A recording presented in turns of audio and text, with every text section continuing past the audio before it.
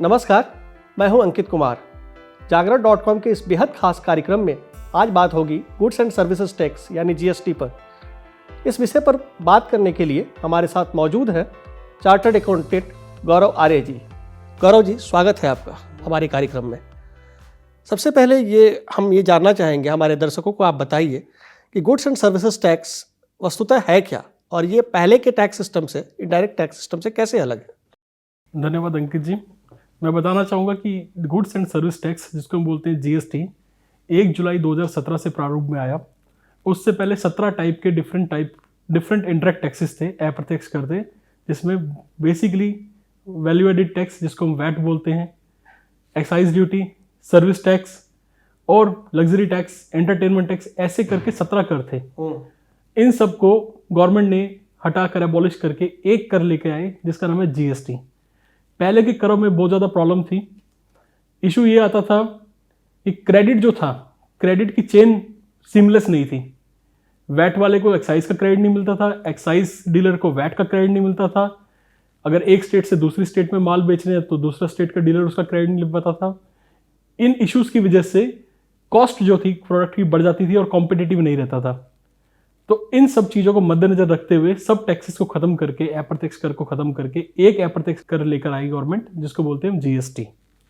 अच्छा गौरव जी, अगर कोई व्यक्ति नया बिजनेस शुरू करने जा रहा है तो उसको जीएसटी रजिस्ट्रेशन के लिए क्या करना होगा।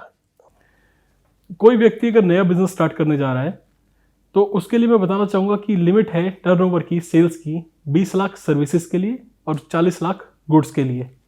इसके लिए मैं एक चीज़ ये बोलना चाहूँगा कि हर एक व्यक्ति को जिस स्टेट में वो रजिस्ट्रेशन करने जा रहा है, उस स्टेट का पर्टिकुलर थ्रेशोल्ड लिमिट का नोटिफिकेशन चेक करना चाहिए कि उस पर्टिकुलर स्टेट में, उस पर्टिकुलर राज्य में कितनी लिमिट है। वैसे बेसिकली जो सेंटर ने लिमिट डिफाइन करी है, केंद्र सरकार ने, 20 लाख सर्विसेज के लिए, 40 लाख गुड्स के लिए। अच्छा, अब हम अपने दर्शकों को आप बताइए कि जीएसटी सिस्टम में कितने तरह के फॉर्म है और उनको भरने की डेडलाइन क्या क्या रहती है। जीएसटी में अगर बेसिक में बात करूंगा, जो हर एक एसएससी के ऊपर, हर एक टैक्स पेयर के ऊपर एप्लीकेबल होते हैं, 2 फॉर्म हैं आज की डेट में, जीएसटीआर 1 और जीएसटीआर 3B। जीएसटीआर 1 जिसको हम बोलते हैं सेल्स रिटर्न, जिसमें सेल्स की डिटेल्स देनी होती है।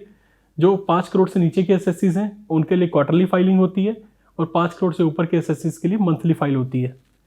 और दूसरी रिटर्न है जीएसटीआर 3B, जिसको हम बोलते हैं समरी रिटर्न, जिसमें पूरे मंथ का लेखा जोखा जाता है, जिसमें परचेज कितनी है, सेल्स कितनी है, टैक्सेस कितने पे करने हैं और टैक्स पेमेंट की डिटेल्स आती हैं।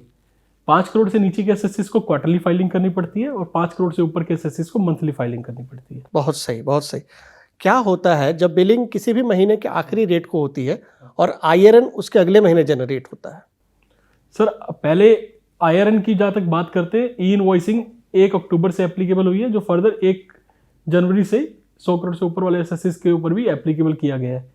अब ये बताना चाहूँगा कि कोई भी invoice without registration number invalid माना जाएगा। 31 मार्च को अगर इनवॉइस जनरेट कर रहे हैं तो 31 मार्च का ही रजिस्ट्रेशन होना चाहिए, ई इनवॉइसिंग 31 मार्च की ही होनी चाहिए। तो ये वाली प्रैक्टिस अब एप्लीकेबल नहीं है। और आपको इस बात की जानकारी होगी कि जीएसटी में बहुत सारा फर्जीवाड़ा होता था, बहुत सारा फ्रॉड सामने आ रहा था और इसको लेकर सरकार ने जनवरी में बहुत सारे गाइडलाइंस जारी किए, फिर फेब में भी, बजट में भी कुछ अनाउंसमेंट हुई। वो क्या है एक्चुअली? ये जो प्रॉब्लम है, ये जो मुद्दा है, ये एक स्टेट लेवल का ना हो के या एक सिटी लेवल का ना हो के कंट्री लेवल का मुद्दा था कि फेक बिलिंग बहुत ज़्यादा बढ़ रही थी, जिसकी वजह से रिवेन्यू कलेक्शन बहुत डाउन हो रहा था। तो सरकार ने अभी लेटेस्ट, अगर मैं बजट के प्रोविजंस की बात करूँ, इस चीज़ को रोकने के लिए पहला तो ये करा है कि जीएसटी रजिस्ट्रेशन सस्पेंड करने के प्रोविजंस रखे हैं without serving any show cause notice. बिना कोई कारण बताओ नोटिस जीएसटी रजिस्ट्रेशन सस्पेंड हो सकता है अगर नंबर 1 जीएसटीआर 1 में सेल्स में आपने बोला कि हमारा इतना टैक्स बनता है, लेकिन आपने 3B में वो टैक्स कम दिखाया। नंबर 2, जीएसटीआर 1 आपने ऐसी फाइल करी है जिससे सरकार को लगता है कि इसमें कोई गड़बड़ है, इसमें कुछ इश्यूज है। फॉर एग्जाम्पल, आपने अपनी बिजनेस टर्नओवर को आपने एग्जम्प्ट यानी कि छूट वाली टर्नओवर में दिखाया है या उसको गलती से एक्सपोर्ट दिखाया है। नंबर 3, अगर मैं बात करता हूँ, सरकार ने बोला है कि जिन भी एसएससीज का टर्नओवर 50 लाख से ऊपर है उनको मैंडेटली 1% कैश पे करना है। वो अपना इनपुट से काम नहीं चला सकते, इनपुट से टैक्स लायबिलिटी 100% पे नहीं कर सकते, उनको 1% मैंडेटली पे करना है। अगर ये 3 इश्यूज जो मैंने अभी आपसे डिस्कस करे 3 प्रावधान, अगर इनका वायलेशन होता है तो जीएसटी रजिस्ट्रेशन सस्पेंड हो जाएगा। उसके बाद अगर मैं लास्ट बजट की बात करता हूँ, लास्ट बजट में सरकार ने बोला था कि फेक बिलिंग के केस में सप्लायर और रेसिपिएंट दोनों के ऊपर पेनल्टी लगेगी इक्विवेलेंट टू टैक्स अमाउंट। और इनकम टैक्स में भी कॉरस्पॉन्डिंग चेंजेस किए गए हैं। इनकम टैक्स में ये वाला खर्चा अलाउड नहीं होगा, पूरा का पूरा इनकम में ऐड होगा। बिल्कुल। अच्छा, जो इनका इनपुट टैक्स क्रेडिट की बात होती है, तो इसको लेके भी बताइए कि इनपुट टैक्स क्रेडिट क्या है, हाल में उसमें जो बदलाव हुए हैं, और साथ ही साथ जो लोगों को, जो क्लाइंट्स को दिक्कत फेस आ रही है, उसके बारे में भी कुछ बताइए हमें। पहले बात करते हैं जीएसटी की। जीएसटी लगता है किस चीज़ के ऊपर है? जीएसटी लगता है वैल्यू एडिशन के ऊपर। हम जितनी प्रोडक्ट की वैल्यू ऐड कर रहे हैं, फॉर एग्जांपल मैं एक 100 रुपये की चीज़, मैं एक डीलर हूँ, 100 रुपये की चीज़ खरीद के 150 रुपये की बेचता हूँ, तो मुझे टैक्स 50 रुपये पे करना होगा। अब मेरा इनपुट जो है 100 रुपये का, उसके ऊपर जो मैं टैक्सेस पे कर रहा हूँ, जो मैंने अपने सामने वाले डीलर को दी जिससे मैंने माल खरीदा, अब मैं 150 रुपये के ऊपर जो टैक्सेस कलेक्ट कर रहा हूँ, तो जो 100 रुपये के ऊपर मैंने टैक्सेस भरे हैं, मुझे उसका बेनिफिट मिलेगा। उसको हम बोलेंगे इनपुट टैक्स क्रेडिट। बहुत। और 150 रुपये के ऊपर जो मैं टैक्स पे कर रहा हूँ वो है मेरा आउटपुट टैक्स लायबिलिटी। तो इनपुट टैक्स क्रेडिट, जितना मैंने परचेस किया उसके ऊपर जो मैंने टैक्स पे किया वो है मेरा इनपुट टैक्स क्रेडिट। और जितनी मेरी लायबिलिटी बनती है उसमें से मैं इसको एडजस्ट कर लेता हूँ। आज की डेट में जो प्रॉब्लम्स हम फेस करते हैं, अगर जो डीलर्स प्रॉब्लम्स फेस कर रहे हैं, मैं उसके बारे में बताना चाहूँगा। जीएसटी पूरा टेक्नोलॉजी बेस्ड है। जीएसटी में क्या है कि जैसे ही सप्लायर रिटर्न फाइल करता है, तो रिसीवर के केस में रिसीवर के पोर्टल में, जीएसटी पोर्टल में एक रिटर्न फॉर्मेट है जीएसटीआर 2A का, एक स्टेटमेंट फॉर्मेट है जीएसटीआर 2A का, जिसमें वो रिफ्लेक्ट होना स्टार्ट हो जाता है कि सप्लायर, आपके इस पर्टिकुलर सप्लायर ने इतना आपके अगेंस्ट में सेल्स किया है और ये आपके पोर्टल में रिफ्लेक्ट हो रहा है। उसी के बेसिस पे ये हमारे को इनपुट मिलता है। अब प्रॉब्लम क्या आती है अंकित जी? प्रॉब्लम क्या आती है? सप्लायर ने रिटर्न फाइल ही नहीं किया, हमने तो उसको पेमेंट कर दिया। इस टाइप की प्रॉब्लम्स आज की डेट में आ रही हैं। तो अभी जो सरकार ने हाल में जो संशोधन किए हैं, वो क्या है बेसिकली? सरकार ने जो संशोधन किए हैं, सरकार ने बोला है कि इनपुट क्रेडिट तभी मिलेगा, इनपुट टैक्स क्रेडिट तभी मिलेगा जब वो हमारे इलेक्ट्रॉनिक पोर्टल में शो होगा, हमारी इलेक्ट्रॉनिक स्टेटमेंट जीएसटीआर 2A में शो होगा। अगर सप्लायर ने सामने रिटर्न फाइल नहीं करा, हमारे पोर्टल में शो नहीं हुआ, तो उसका बेनिफिट हमें नहीं मिलेगा। पहले ये लिमिट करा था गवर्नमेंट ने शुरू में कि 20% जितना स्टेटमेंट में शो हो रहा है उसके ऊपर आप 20% ले सकते हैं, जिसको रिड्यूस करके 10% किया। फिर उसके बाद उसको फर्दर रिड्यूस करके 5% किया, और इस बजट में तो उसको बिल्कुल इक्विवेलेंट कर दिया। जितना 2A में है, जीएसटीआर 2A में है, उतना ही इनपुट आपको अवेलेबल होगा। तो जो कारोबारी है या जो व्यापारी है, उनको अभी इनपुट टैक्स क्रेडिट में किस तरह की दिक्कतें पेश आ रही हैं? सबसे बड़ी प्रॉब्लम यही आ रही है कि 2A की मिसमैचिंग है। टेक्नोलॉजी से जुड़ी, इंफ्रास्ट्रक्चर से जुड़ी हुई दिक्कत पेश आ रही है। टेक्नोलॉजी से जुड़ी दिक्कत आ रही है, अवेयरनेस की थोड़ी सी कमी है। सबसे बड़ी प्रॉब्लम है कि जीएसटी रिटर्न हम रिवाइज नहीं कर सकते। रिवीजन ना होने की वजह से अगर कोई एरर हो जाता है तो उसको अगली रिटर्न में अमेंड करना होता है, और कभी कभी ये होता है कि वो अमेंडमेंट प्रॉपर हो नहीं पाती या गलत हो जाती है क्योंकि ह्यूमन एरर हो जाता है। उसके बाद वो फर्दर अमेंड नहीं हो पाती है। नंबर 1 रिवीजन का इशू है, नंबर 2 सेकंड अमेंडमेंट का इशू है, और सर्वर का इशू अब ठीक होता नजर आ रहा है। सर्वर का इशू सर बहुत लेवल तक सही हो गया है। बहुत सही। अगर कोई सेलर समय पर जीएसटी जमा नहीं करता है तो बायर के पास क्या अधिकार है, वो क्या कर सकता है? ये बहुत ही अच्छा प्रश्न आपने किया है।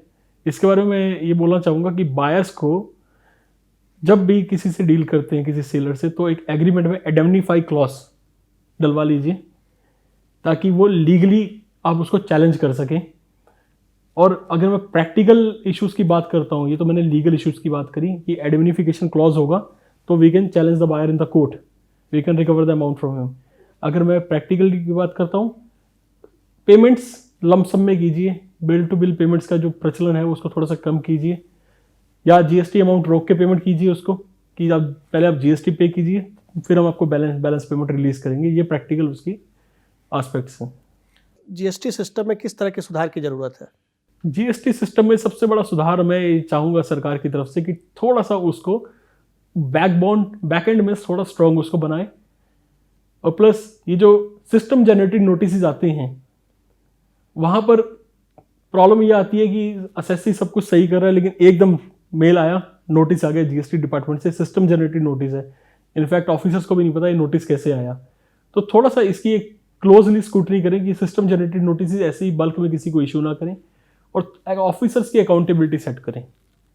मैं जो मानता हूं कि जीएसटी डिपार्टमेंट में ऑफिसर्स की अकाउंटेबिलिटी ना होने की वजह से सिस्टम थोड़ा सा वीक मुझे लगता है। अच्छा, अब इस जीएसटी जो विषय है, इस पर अपनी तरफ से कोई पॉइंट आप रेज करना चाहते हो या कुछ बताना चाहते हो हमारे दर्शकों को? मैं बताने के लिए तो बहुत कुछ है, लेकिन मैं शॉर्ट में यही बताऊंगा अंकित जी। सबसे पहला, ease of doing business in India की बात करते हैं। बीइंग ए कंसल्टेंट में बात करता हूँ ease of doing compliances. Ease of doing compliances होगा तभी ईज ऑफ डूइंग बिजनेस होगा। और इसमें जब अगर मैं जोड़ता हूँ जीएसटी को, जीएसटी में मल्टीपल कंप्लायंसेस हैं। सरकार काम कर रही है कंप्लायंसेस कम करने का और एक ईज देने का, लेकिन इसमें और सुधारों की जरूरत है। जैसा 2A से मिसमैचिंग के केस में रेसिपिएंट कैसे रिस्पॉन्सिबल है। बायर ने अपना सारा टैक्स पे कर दिया, बायर ने प्रॉपर सप्लायर को भी पेमेंट कर दी, लेकिन फिर भी अगर सप्लायर पैसा जमा नहीं कराता सरकार के पास, तो बायर रेसिपिएंट की क्या रिस्पॉन्सिबिलिटी है। थोड़ा सरकार को इस तरफ देखना चाहिए। जैसे कई मामलों में देखने को मिला है कि अधिकारी पहले कहते थे कि बहुत सारा अधिकारी वो करते हैं, तो उस पे अभी जैसे सस्पेंशन का भी हो गया, तो क्या इसका दुरुपयोग नहीं होगा इस कानून का? Sir, proper check and balances जब तो अगर होते हैं तो दुरुपयोग कभी नहीं होता। यहाँ पर सरकार, मैं देख रहा हूँ सरकार ने जो एसओपी इशू किया उसमें प्रॉपर चेक एंड बैलेंसेस हैं। अधिकारी को पावर्स जरूर दिए हैं, लेकिन साथ में अकाउंटेबिलिटी भी दी है, और विदाउट सीनियर ऑफिसर्स की परमिशन वो ये नहीं कर सकते। थैंक यू गौरव जी, इतने कठिन सवालों का इतना सिंपल आंसर देने के लिए। तो ये थे गौरव आर्य जी जो जीएसटी पर बात कर रहे थे। इसी तरह के अन्य वीडियो देखने के लिए बने रहिए जागरण.com के साथ। धन्यवाद।